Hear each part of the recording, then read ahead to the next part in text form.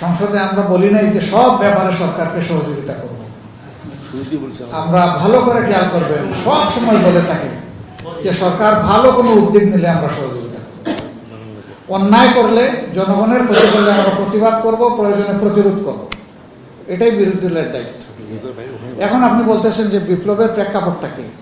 প্রেক্ষাপট গণভোট গুম হয়ে গেছে, প্রেক্ষাপট স্বাধীন বিচার বিভাগের উপরে হাত দেওয়া হয়েছে, ওই সেক্রেটারিয়েট ওপেন হওয়ার পরে এটা এখন বন্ধ হয়ে গেছে, প্রেক্ষাপট মানবাধিকার মানে কমিশন যেটা ছিল এটাও শেষ হয়ে গেছে,